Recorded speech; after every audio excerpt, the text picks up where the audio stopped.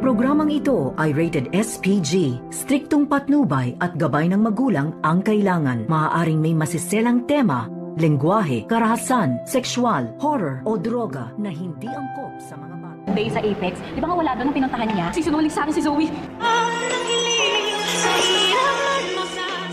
Alam na nga ngayon ni Annalyn Santos na nagsisinungaling nga itong si Zoe nang sabihin ni Zoe sa kanya na nakipagkita nga raw siya dito ni Dr. Antonio Loc dahil sa sinabi ni Karen na malabong mangyari iyon dahil hinahanap nga siya dito ni Dr. Antonio sa Apex dahil palagi nga raw itong wala.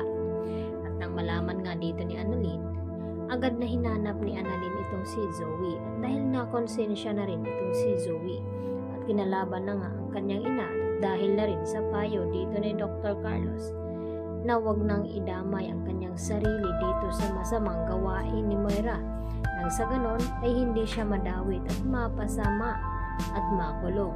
Kaya agad na sinabi dito ni Zoe kay Annalyn na alam niya kung nasaan itong si Don Pepe at kinakailangan nilang mailigtas bago pa mahuli ang lahat dahil nagtangka na nga itong si Balahadya na tapusin itong si Don Pepe.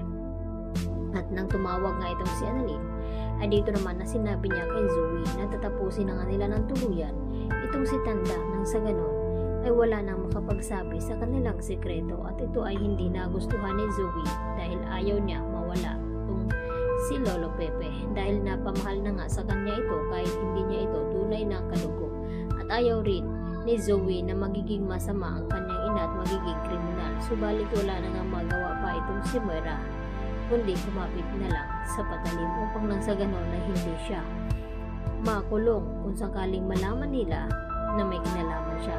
At dahil dito, mas tumitindi naman ang hinala ni Giselle dito kay Moira na siya nga prime suspect sa pagkawala ni Don Pepe dahil siya lang naman ang nagiging kaaway dito ni Don Pepe at wala nang iba.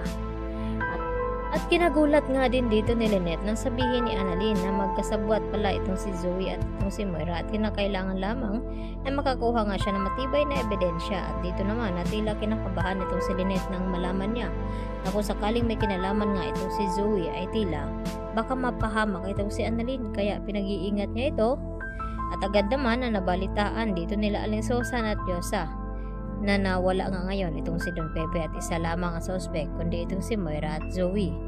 Dahil dito, kinakailangan na nga nilang magtulong-tulong upang mahanap na nga itong matanda at mailigtas dahil kinakabahan na nga ng husto itong si Giselle at itong si RJ kung nasaan na nga itong kanilang ama ngayon dahil nung sinundan nga nila itong si Moira ay dito naman na hindi nila nakita itong si Don Pepe dahil gumagawa agad ng dahilan itong si Moira dahil alam agad na sinusundan siya dito ni RJ at dito ni Giselle dahil sa tawag dito ni Risa sa kanya na mag-ingat itong si Moira baka mahuli dahil nakasunod sa kanya itong sina Giselle at RJ.